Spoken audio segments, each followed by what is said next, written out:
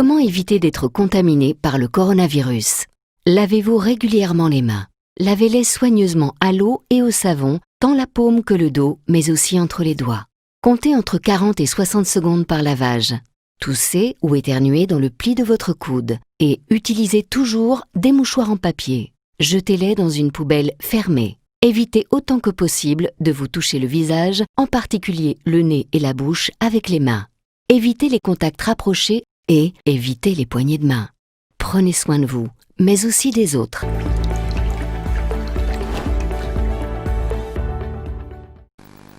Bonjour chers élèves, nous revoici pour cette fois-ci le latin, la lingua latina.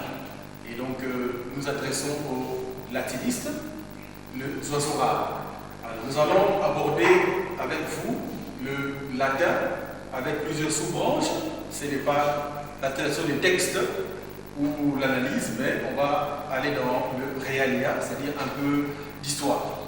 Mais avant d'y arriver, qui peut me rappeler, rappelez-moi les époques, quand on étudie l'histoire romaine, on l'étudie sur combien d'époques? Oui? Ah, ok. Nous avons la royauté, très bien. Quoi encore? La République, ok? L'Empire, très bien. Mais est-ce qu'on peut délimiter? La royauté va aller jusqu'où? Ah, 753, ok, c'est la date de la fondation de Rome, jusqu'à 509, très bien. Et la République?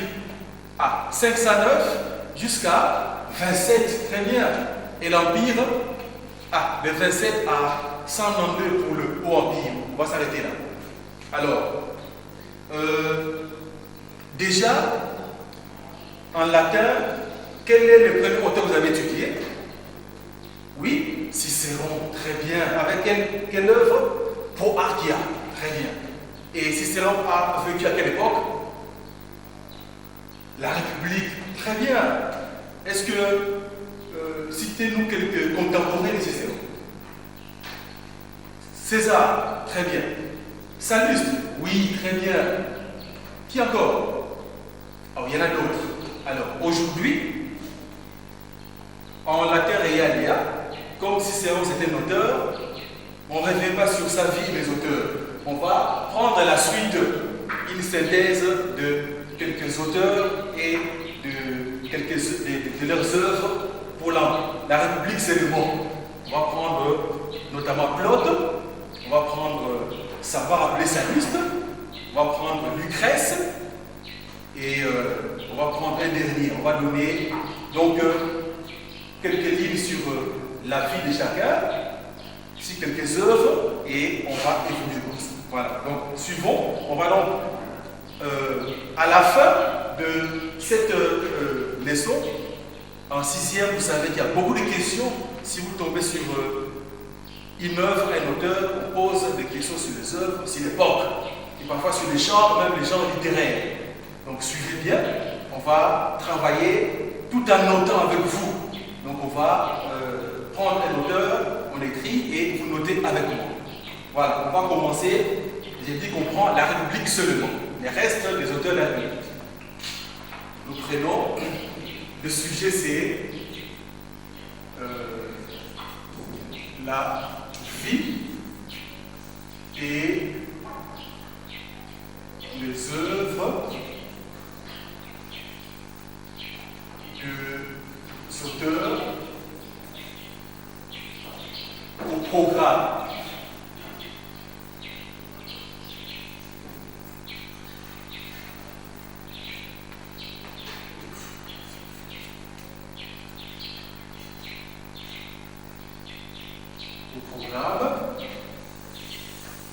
Et ici, nous sommes en sixième année littéraire. Nous allons prendre l'époque qu'on appelle la République. La République.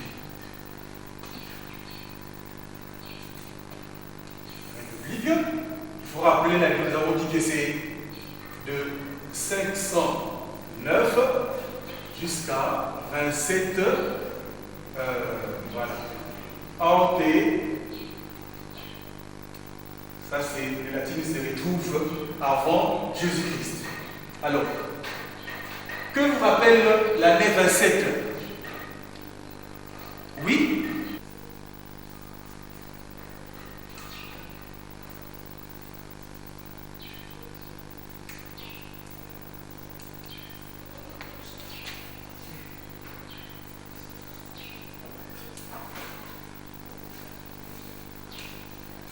Parlez pas.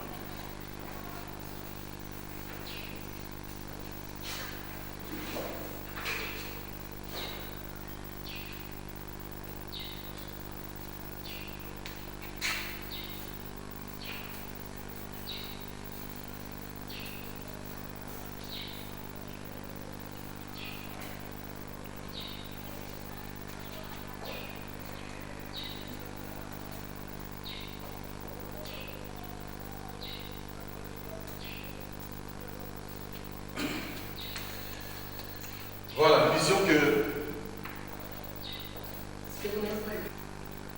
Voilà, nous disions que avec le latin dans la sous-branche Realia, je vais poser la question de savoir, quand on étudie l'histoire romaine, on est réparti en combien d'époques? Oui? Ah, vous avez dit que c'est 3. Nous avons la royauté qui va de quelle année à quelle année? Oui? Ah, de 753 à 509. Vous avez ensuite la République, très bien, de 509 à 27. Et vous avez l'Empire, je vais expliquer le Haut Empire, qui va de 27 ante avant Jésus-Christ, ante Christum natum, et jusqu'à 192. Alors, dans notre leçon de Realia, il dit qu'il y a Cicéron que vous avez étudié, vous avez répondu à cette question-là. Avec quel auteur? Avec quelle œuvre? Le Pro-Archia. Très bien. Et il y a d'autres œuvres aussi. Alors, qui peut me citer les contemporains de Cicéron? Oui? Ah, Salluste? Oui? César? Pompée? Ok, très bien, on va s'arrêter là-bas. Alors, aujourd'hui, on n'étudie pas les hommes politiques, mais nous revenons sur la vie et les œuvres des auteurs au programme. On avait déjà étudié Cicéron, on va prendre les auteurs de la République. Et la République qui va de 509 à 27. Alors, je disais, que vous rappelez la date de 27, l'année 27 entre Christus natum? Oui? Ah, ok, très bien. C'est l'année où Auguste Octave va porter quel titre? Le titre d'Augustus. Très bien. Va porter le titre d'Augustus. Et c'est en 27. Après quoi? Ah, après sa victoire sur Antoine à Axiom. Très bien. Et à partir de là, il va devenir qui? Le premier empereur. Donc c'est une date importante. Alors, dans la République, on va prendre le premier écrivain. Commençons par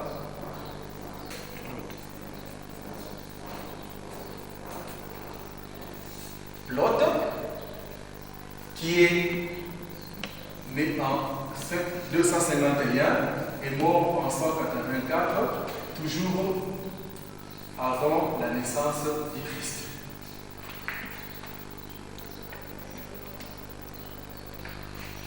Voilà, donc la République, ici nous allons, on va citer les auteurs qui vont faire l'objet de l'enseignement d'aujourd'hui, ici, la vie et les œuvres des auteurs. Donc nous allons étudier.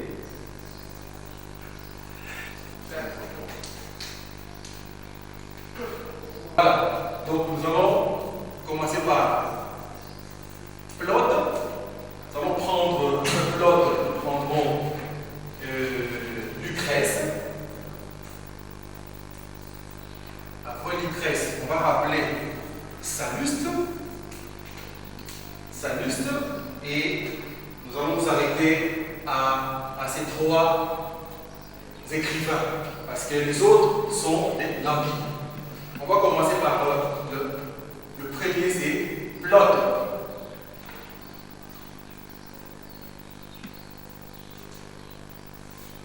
Plot, c'est de 251 à 184.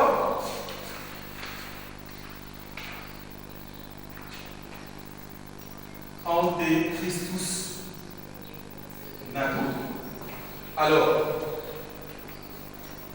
de son vrai nom, c'est Titus Macius Plautius. Plautius vit très mal connu. Il y a beaucoup d'écrivains à Rome dont la vie n'est pas très bien connue. Vie très mal connue. Mais qu'est-ce qu'on retient de lui? On retient que il va devenir acteur,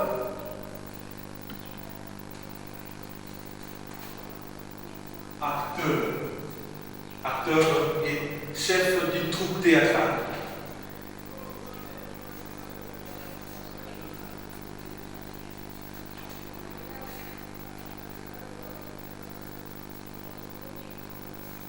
Troupe théâtrale.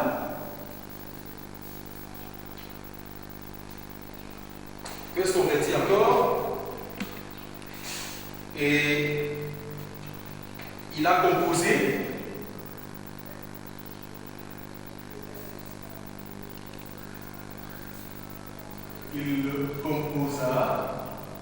plus de 130 pièces.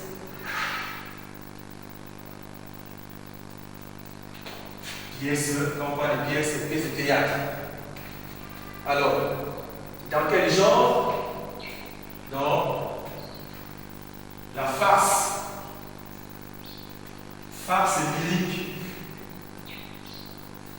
Il y en a qui ont appris ce qu'on appelle farce et le peuple bataille, par exemple, au Moyen-Âge.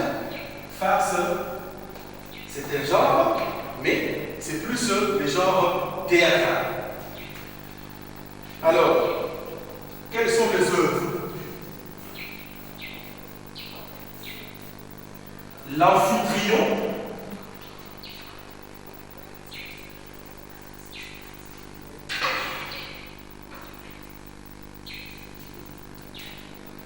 on retient encore, ça c'est son œuvre la plus connue, l'Aularia, ou la marmite. L'Aularia, l'Aularia,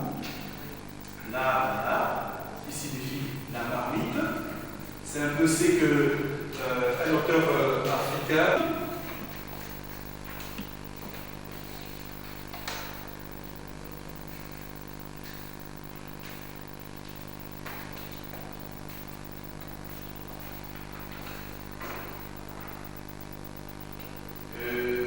nous prenons trois œuvres.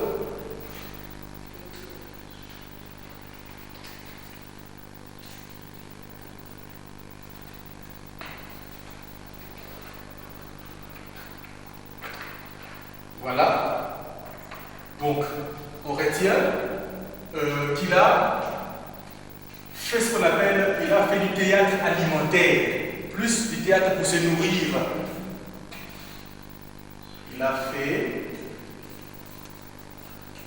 du théâtre alimentaire, du théâtre alimentaire.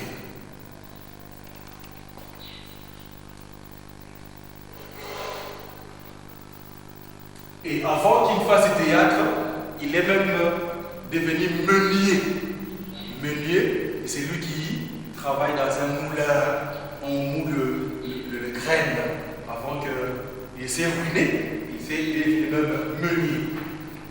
Voilà ce qu'on peut retenir sur Plot. Nous prenons le deuxième. Nous prenons Lucrèce.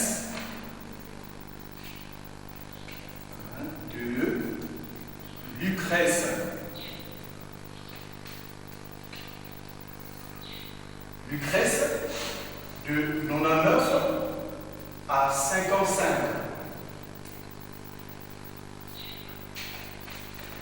Et lui, c'est dans les genres, la poésie didactique.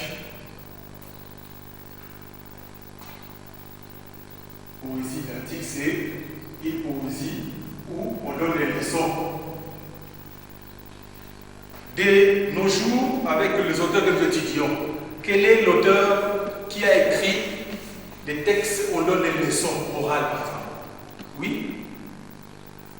Jean-Jacques Rousseau? Un peu? Oui? La Fontaine, très bien. Avec quelle œuvre? Les fables. Ok. Il y a plusieurs leçons qu'on tire de fables.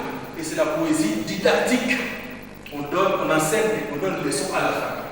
Alors, qu'est-ce qu'on a fait de lui? On a déjà parlé de Grèce plusieurs fois. Il a écrit combien d'œuvres? Oui? Une seule, voilà. Laquelle? Ah, de natura rerum. Voilà. Qui signifie quoi? De la nature des choses. Très bien. Donc, on retient toujours son fond parce qu'il y a des questions qu'on pose. On va vous décrire un auteur latin. À la fin, vous dit de qui il s'agit. Il faut connaître les noms latins qui comprend 3 noms. Lui s'appelle Titus Lucretius Carus. Voilà les noms. Trianomina. Titus Lucretius Carus. C'est ça. On dit qu'il est contemporain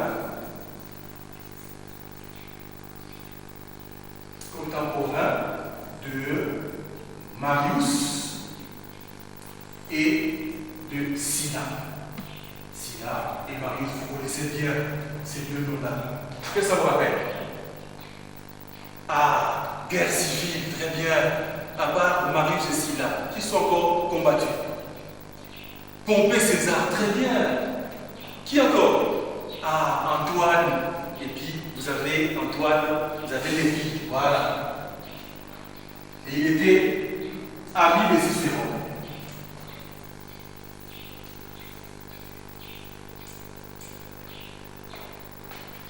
Voilà.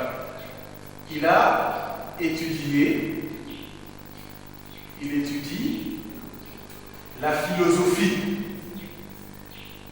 Et pas quelle philosophie? La philosophie des Zénon. Qu'est-ce que Zénon vous fait dire? Ah, Zénon, c'est en fait le maître de l'épicurisme. Très bien. La philosophie.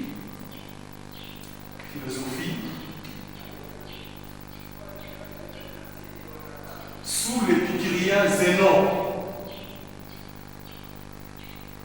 L'épicurien Zénon. Voilà. Parce que vous aurez des questions.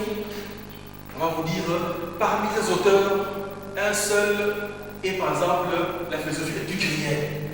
C'est qui? Il faut savoir ôter la réponse. Alors, on dit que à cause d'un excès de folie, il se serait donné la mort. À part lui qui se donne la mort, quel auteur vous connaissez, même de l'Empire, qui s'est donné la mort? Oui? Ah. C'est vrai qu'on lui avait demandé de souffrir les veines. Et il a supporté ça. Lui, malheureusement, c'est la philosophie stoïcienne. Très bien. Alors, qu'est-ce qu'il a écrit? Donc, on dit qu'il a laissé une seule grande œuvre qui est de natura rerum.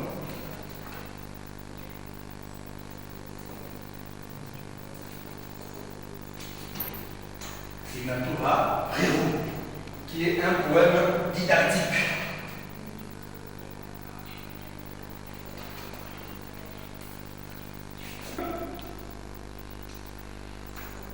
Et où il expose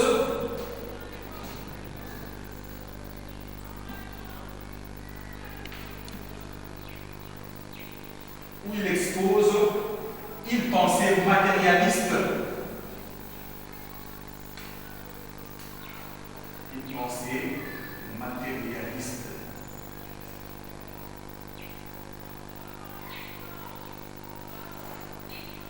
c'est lui déjà, dans la nature des choses, il va déjà à cette époque-là énoncer que le monde est fait d'un certain nombre d'atomes.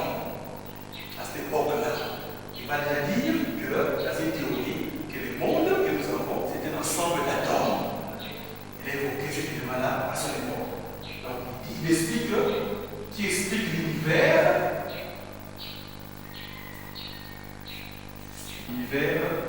physique.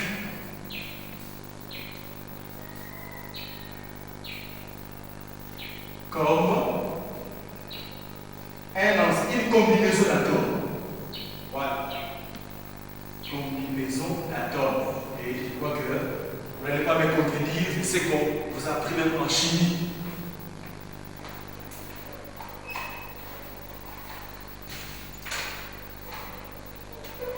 Une combinaison d'atomes. Ça, c'est en passant. Ce sont des informations qu'il faut retenir. Combinaison.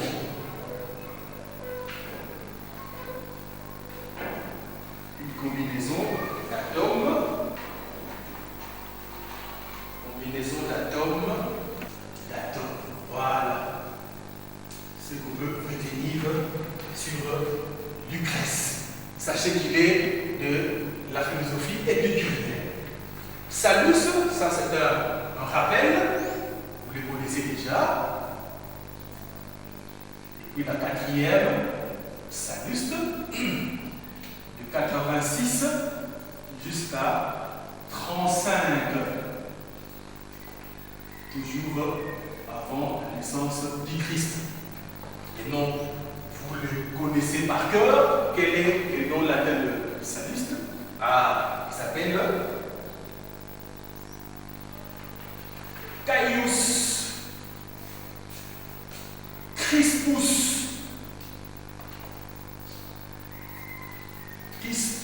Sallustius, ou disons si on doit prendre ça en ordre, Caius, prenons d'abord Sallustius, et puis Crispus.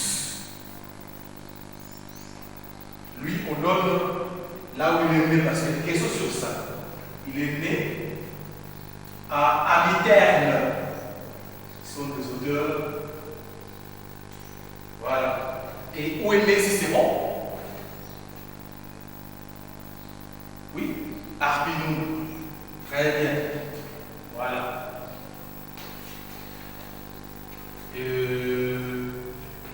Qu'est-ce qu'on peut ajouter encore? Ah, lui, il faut retenir qu'il a franchi les cursus honorum. Il a franchi les cursus honorum. Et ça vous rappelle en latin la carrière des honneurs, les cursus honorum. En passant, il a franchi les cursus honorum. Les latinistes, c'est quoi cursus honorum? Oui, en français on dit carrière des honneurs. Est-ce que vous pouvez rappeler les étapes de magistratures du cursus honorum en latin? Oui. Il y a d'abord les questeurs, très bien. À part les questeurs, quoi encore? L'édile, très bien, l'édilité. Quoi encore? Les prêteurs, très bien. Et enfin, le consulat. Ok, il a parcouru la carrière des honneurs. Mais il fut chassé du Sénat à cause de son immoralité. Il a été chassé du Sénat. Mais il a intégré grâce à César à la fin. Alors, on va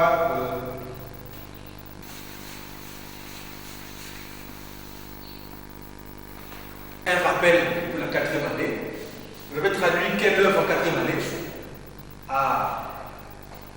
Bellum du Groutinum, très bien. Avec quel texte? Le royaume de Numidie, très bien. Quoi encore? Les trônes solides, très bien. Quoi encore? 3 phases ennemies, voilà. Alors, on va citer Cicéron et Salluste ont fait quelle même époque? Cicéron va écrire quelle œuvre sur Catilina?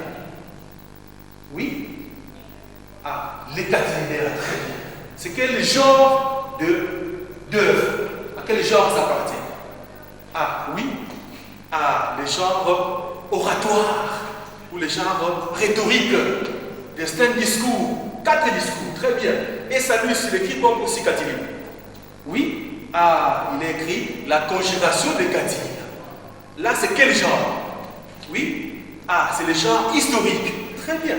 Donc, Cicéron, c'est un orateur, et Sallust, c'est qui? C'est un historien. On va citer les œuvres.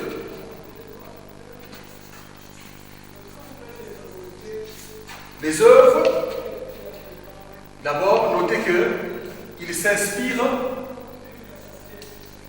du grec Thucydide. Il s'inspire du grec Thucydide.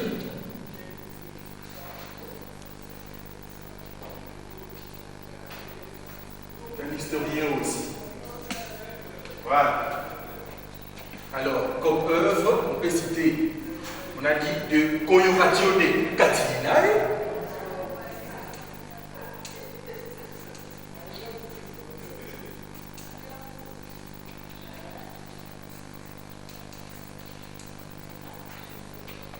Voilà. Et il a composé en 43. Cette année, vous dit beaucoup de choses. Ok. Il a encore écrit Bellum Iugutinum.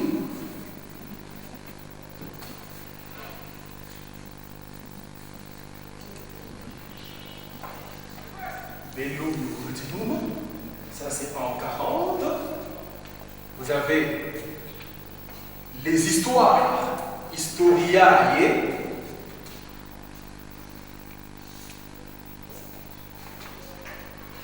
Historiae en 39, qui raconte les événements,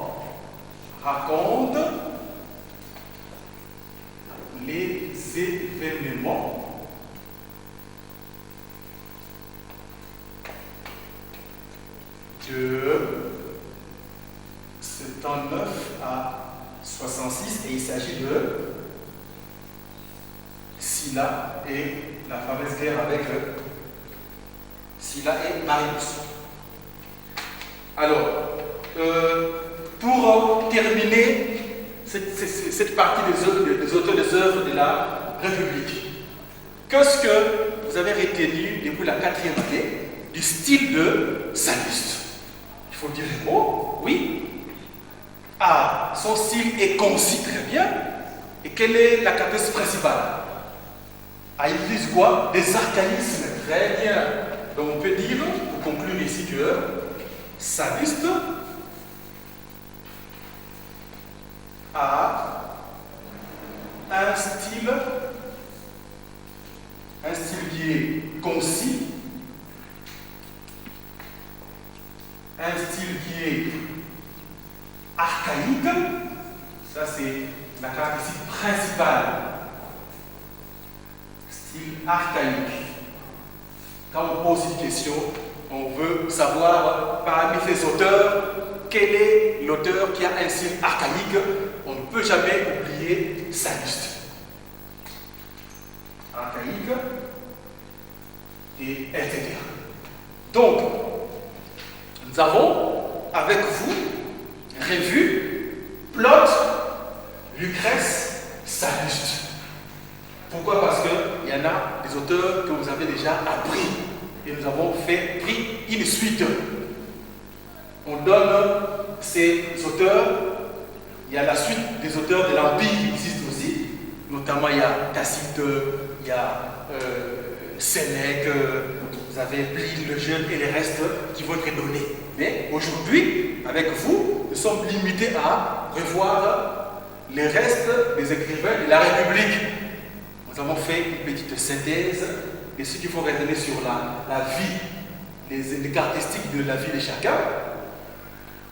Plaute, Lucrèce et Sallust. Alors, je vous donne un travail à nous ici. C'est que vous allez classer, vous allez dire pour chaque écrivain qu'on a vu, il appartient à quel genre littéraire, c'est-à-dire les genres oratoires, les genres historiques ou les genres poétiques. Dans les différents items que vous pose dans les questions d'examen d'État, vous verrez comment vous posez comme question. Tous ces auteurs sont par exemple des historiens, sauf il faut savoir que Plot, c'est le genre dramatique parce qu'il a fait du théâtre, et que Lucrèce, c'est les genres philosophiques, et Salluste, c'est les genres historiques. Et tous les auteurs qu'on va voir par la suite, ou qu'on a déjà vu, il faut être capable de savoir récategoriser, et c'est d'écrire là par genre. Voilà le travail que vous allez refaire à la maison dans la catégorisation de ces auteurs. J'ai dit et je vous remercie.